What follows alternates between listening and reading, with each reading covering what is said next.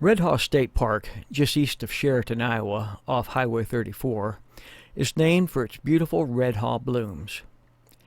Many trails run through the state park. My favorite is the 4-mile trail that hugs the banks of the lake. But thorny vines from the underbrush extend their tendrils across the trail. To keep the trail clear from the painful and annoying thorns, I periodically walk the trail with my loppers and prune the underbrush back. This makes the trail much more pleasant for hikers, as well as for the maintenance personnel who aren't getting strafed by the thorns as they mow. I got a new titanium left knee just over a year ago. During the time I couldn't hike the trail, portions had gotten a little overgrown, so I decided to take a day and work on the trail. I parked the war wagon and began working counterclockwise around the lake. I would be working on the most overgrown sections first. I started working at about 8. After 2.5 hours, I hadn't even made it 1 mile yet. In the background, at that faint clearing at the end of the lake, is where I started. I was beat. I stopped and had some of the sliced apples I had packed. By 12:30, I hadn't even made it 2 miles yet. I stopped for lunch at the base of the hill I call Currahee. For lunch, there were sliced apples, Ritz crackers, spicy sweet pickles, and Spam. Stalin credits Spam for keeping the Russian army on its feet and winning World War II. The first 2 miles of trail would be the worst. After lunch, I'd hit the halfway mark and the trail maintenance would get easier. But stepping off the trail to reach the base of a thorny vine, my foot broke through the roof of a beaver tunnel. Instantly as I fell, I was worried I'd break my new titanium knee. But I guess titanium is pretty tough stuff. No harm done.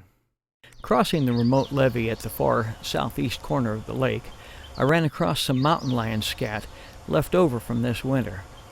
Females mark their territory by defecating in the middle of the trails, so no one misses the sign, right? By the 3rd mile, I was pretty played out. When I came across this tree, I told myself I'd just come back for it another day. So I ducked under it and headed on down the trail.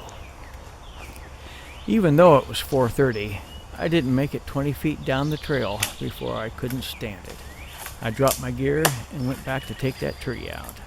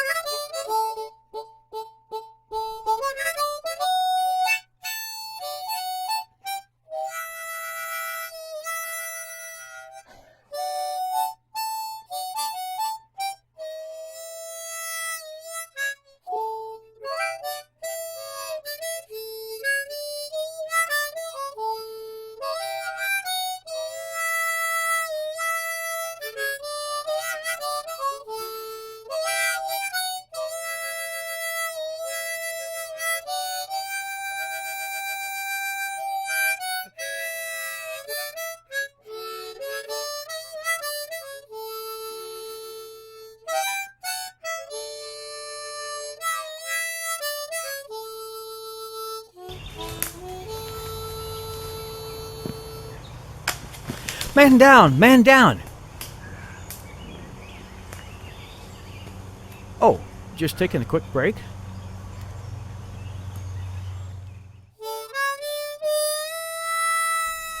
By the time that tree was done with me, I didn't have much left.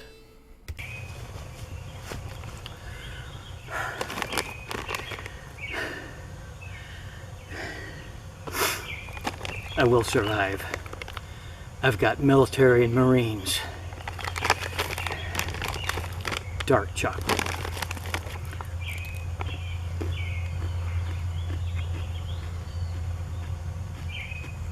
Oh yeah. I'm gonna go run a marathon now.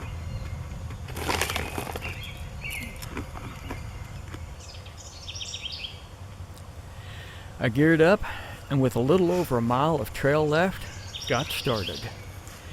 But by this time, I'd given it about all I had. Lucky for me, the last mile of trail was pretty well maintained.